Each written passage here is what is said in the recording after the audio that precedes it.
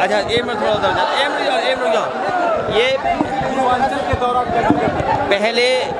पहले भी मैं चंदौली आया था, अगर आपको याद हो, और चंदौली इसलिए आए थे कि जिससे जो घटना हुई इसमें न्याय मिल जाए। समाजवादी पार्टी लगातार इसी तरह क्षेत्र में रहेगी और सदस्यता अभियान तेजी से हो, गांव-गांव तक चले और घरों तक पहुंचे।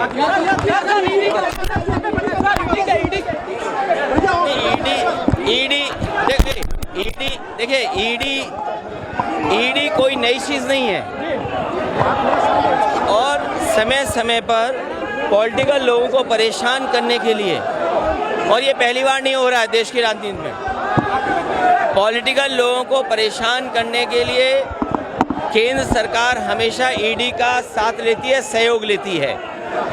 आप बताइए, बुंदेलखंड एक्सप्रेसवे सबसे बड़ी योजना प्रदेश की थी, क्या सीबीआई जांच होगी उसकी, क्या ईडी जांच होगी कि नहीं होगी? बुंदेलखंड एक्सप्रेसवे जो प्रधानमंत्री जी ने उद्घाटन किया और उद्घाटन करते ही बारिश होते ही पूरे के पूरे गड्ढे हो गए, लोगों की जान जा रही है।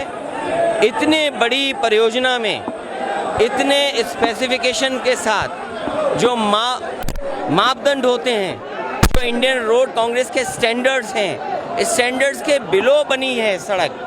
मैं खुद बुंदेलखंड एक्सप्रेसवे पे चला, 5 किलोमीटर में 2 पुल अधूरे हैं और अगर 300 के किलोमीटर का लगभग है तो सोचो कितना काम अधूरा होगा न। देखिए ये समाजवादी पार्टी और समाजवादी पार्टी के गठबंधन पर कभी भी समाजवादियों ने गठबंधन किए होंगे, नेताजी से लेकर के अभी तक कभी समाजवादी गठबंधन पे आरोप नहीं लगता था कि पैसा लेकर के टिकट दी जाती है। लेकिन जिस तरीके से ओम प्रकाश राजभर जी के साथ जब गठबंधन किया, आरोप लगा समाजवादी और गठबंधन पे कि यहाँ पर पैसे लेकर के टिकट दी जाती है। उन्हें अगर बीजेपी के साथ जाना है, बीजेपी के साथ तालमेल है और बीजेपी का काम है divide and rule. Divide and rule केवल ये नहीं है कि जातियों में बांटना, धर्म में बांटना। मैंने सदन में भी कहा था कि डिवाइड एंड रूल का मतलब ये भी है कि विपक्ष को बांट के रखें, विपक्ष के लोगों को डरा के रखें।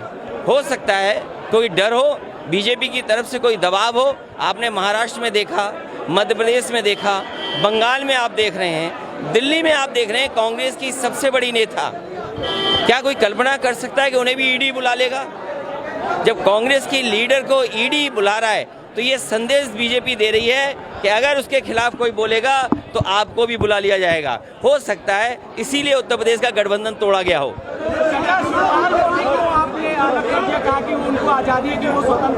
नहीं, वो हमारे चाचा हैं और चाचा रहेंगे। लेकिन अगर उन्हें ये लगता है कि मैं सम्मान नहीं दे पा रहा हूँ तो मैं उन्हें स्वतंत्र करता हूँ और उनको खुली छूट है कि जिस दल के साथ जाना चाहें, जैसा गठबंधन करना चाहे। और सबसे खुशी बात ये होगी कि वो अपना दल दोबारा बनाएं। उनका एक दल है, जो पिछड़े हैं, दलित हैं या अल्पसंख्यक हैं, जो आवाज़ वो उठाना चाहते हैं लोहिया जी की, जयप्रकाश जी की, उस सिद्धांत को अपने दल में शामिल करें, ऐसे लोगों को और आगे बढ़ाएं। लगातार आप पर सवाल उठाते हैं कि आप एसी से बाहर नहीं निकल। देखिए, एसी क्या है, मैं 22 साल राजनीति हो गई मुझे, और 22 साल में आप सब जानते होंगे कि किसके इशारे पे उठा रहे होंगे। मुझे तो लगता है कि उनके अंदर आत्मा किसी और दल की आ गई है।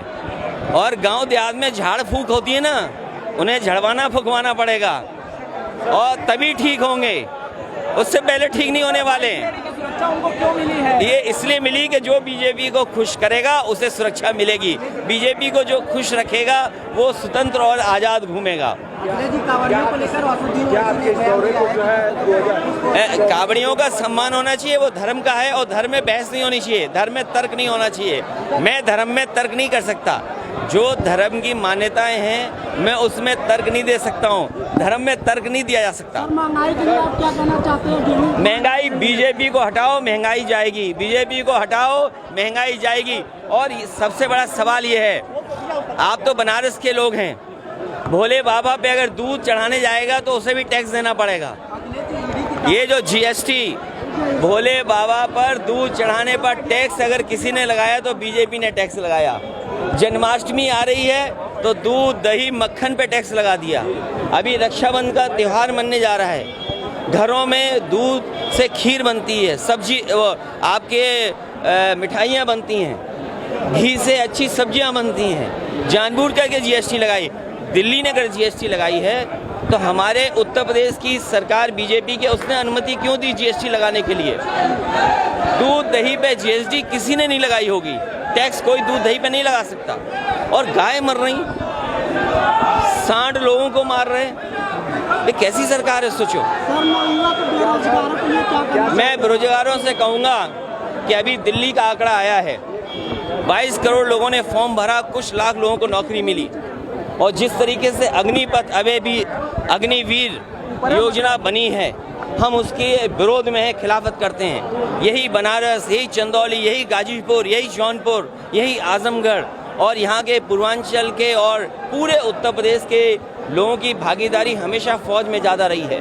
हमेशा फौज की सेवा करने का उनका सपना होता है, वर्दी पहनने का सपना होता है, देश की सीमा को सुरक्षा देने का उनका सपना है। लेकिन इस सपने को तोड़ने का काम वो कर रहा है तो भारतीय जनता पार्टी के लोग। और भारतीय जनता पार्टी के लोग वो लोग हैं जो सबसे पहले भाषण में बोलते हैं भारत माता की जय, जो भारत माता की जय बोलते हैं। उनसे पूछिए अग्निवीर क्या है।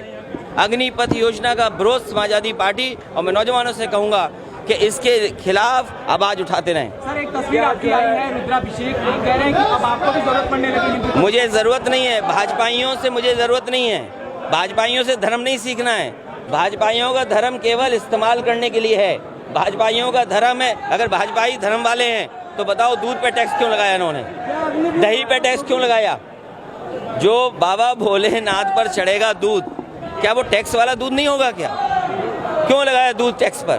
आजमगढ़ और राजपुर में आप प्रचार करने नहीं गए, ये बात वो हमारी पार्टी का इंटरनल फैसला है और हमें भरोसा रामपुर और आजमगढ़ पे आने वाले समय में दोनों सीटें समाजवादी पार्टी के साथ होंगी। कार्यकर्ताओं में जान फूकने के लिए आपका ये दौरा है सर पूर्वांचल।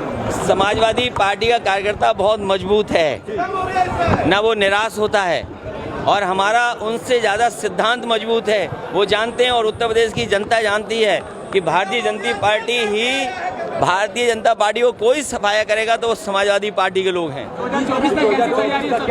24 में समाजवादी पार्टी भारतीय जनता पार्टी का मुकाबला करेगी और मैं जनता से कहूँगा कि जनता से अपील करूँगा, निवेदन करूँगा कि अपना वोट खराब न करें किसी और को दे करके। अरे हमारा कोई दरकिनार नहीं हो रहा, अगर तुम्हें आना तुम भी आ जाओ पार्टी में, कोई दरकिनार नहीं हो रहा।